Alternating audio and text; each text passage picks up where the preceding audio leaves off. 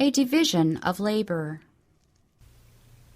A serious and perhaps unsuspected hindrance to the success of the truth is to be found in our churches themselves. When an effort is made to present our faith to unbelievers, the members of the church too often stand back as if they were not an interested party and let all the burden rest upon the minister. For this reason, the labor of most able ministers has been at times productive of little good. The very best sermons may be preached, the message may be just what the people need, and yet no souls be gained as sheaves to present to Christ. In laboring where there are already some in the faith, the minister should seek first not so much to convert unbelievers as to train the church builders for acceptable cooperation. Let him labor for them individually, endeavoring to arouse them to seek for a deeper experience themselves and to work for others. When they are prepared to sustain the minister by their prayers and labors, greater success will attend his efforts. Nothing lasting can be accomplished by churches in different places unless they are aroused to feel that a responsibility rests upon them. Every member of the body should feel that the salvation of his own soul depends upon his own individual effort. Souls cannot be saved without exertion. The minister cannot save the people. He can be a channel through which God will impart light to his people, but after the light is given, it is left for the people to appropriate that light, and in their turn to let it shine forth to others. Testimonies for the Church, Volume 2, page 121. Subheading, Educating Church Helpers. The minister should not feel that it is his duty to do all the talking and all the laboring and all the praying. He should educate helpers in every church. Let different ones take turns in leading the meetings and in giving Bible readings.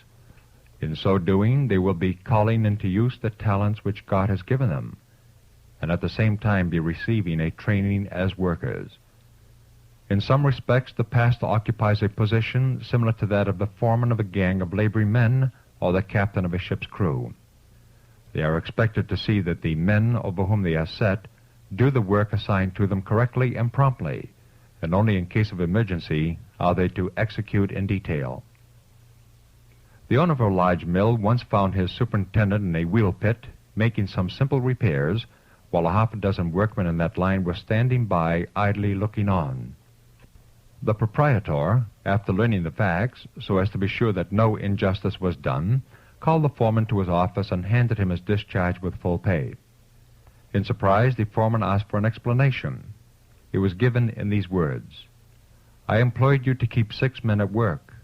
I found the 6 idle, and you doing the work of but 1. Your work could have been done just as well by any of the 6. I cannot afford to pay the wages of 7 for you to teach the 6 how to be idle." This incident may be applicable in some cases and in others not. But many pastors fail in not knowing how or not trying to get the full membership of the church actively engaged in the various departments of church work. If pastors would give more attention to getting and keeping their flock actively engaged at work, they would accomplish more good, have more time for study and religious visiting, and also avoid many causes of friction. Some, through inexperience, will make mistakes, but they should be kindly shown how they can do their work better. Thus the pastor can be educating men and women to bear responsibilities in the good work that is suffering so much for want of laborers. We need men who can take responsibilities, and the best way for them to gain the experience they need is to engage with heart and mind in the work. Subheading, Saved by Effort for Another. A working church is a growing church. The members find a stimulus and a tonic in helping others. I have read of a man who, journeying on a winter's day through deep drifts of snow, became benumbed by the cold, which was almost imperceptibly freezing his vital powers. He was nearly chilled to death, and was about to give up the struggle for life when he heard the moans of a fellow traveler who was also perishing with cold. His sympathy was aroused, and he determined to rescue him. He chafed the ice-cold limbs of the unfortunate man, and after considerable effort raised him to his feet. As the sufferer could not stand, he bore him in sympathizing arms through the very drifts he had thought he could never get through alone. When he had carried his fellow traveler to a place of safety, the truth flashed home to him that in saving his neighbor, he had also saved himself. His earnest efforts to help another had quickened the blood that was freezing in his own veins, and sent a healthy warmth to the extremities of his body. The lesson that in helping others we ourselves receive help must be urged upon young believers continually by precept and example, that in their Christian experience they may gain the best results. Let the desponding ones, those disposed to think that the way to eternal life is trying and difficult, go to work to help others. Such efforts, united with prayer for divine light, will cause their own hearts to throb with the quickening influence of the grace of God, their own affections to glow with more divine fervor. Their whole Christian life will be more of a reality, more earnest, more prayerful. Let us remember that we are pilgrims and strangers on this earth, seeking a better country, even a heavenly. Those who have united with the Lord in the covenant of service are under bonds to cooperate with Him in the work of soul saving. Let church members during the week act their part faithfully, and on the Sabbath tell their experiences. The meeting will then be as meat in due season, bringing to all present new life and fresh vigor. When God's people see the great need of working as Christ worked for the conversion of sinners, the testimonies borne by them in the Sabbath services will be filled with power. With the joy they will bear witness to the preciousness of the experience they have gained in working for others. Subheading: The Church, a Sacred Trust. When Christ ascended, He left the church in all its interest as a sacred trust to His followers.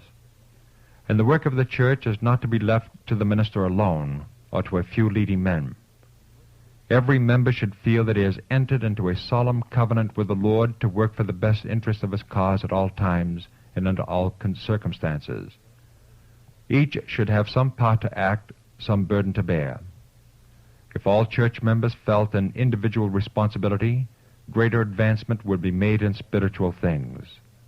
The solemn burden of responsibility resting upon them would lead them to seek God often for strength and grace.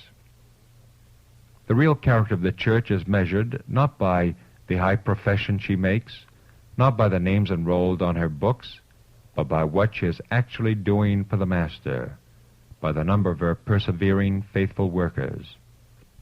Personal, unselfish effort will accomplish more for the cause of Christ than can be wrought by sermons or creeds. Let ministers teach church members that in order to grow in spirituality, they must carry the burden that the Lord has laid upon them, the burden of leading souls into the truth. Those who are not fulfilling their responsibility should be visited, prayed with, labored for. Do not lead people to depend upon you as ministers. Teach them rather that they are to use their talents in giving the truth to those around them. In thus working, they will have the cooperation of heavenly angels and will obtain an experience that will increase their faith and give them a strong hold on God.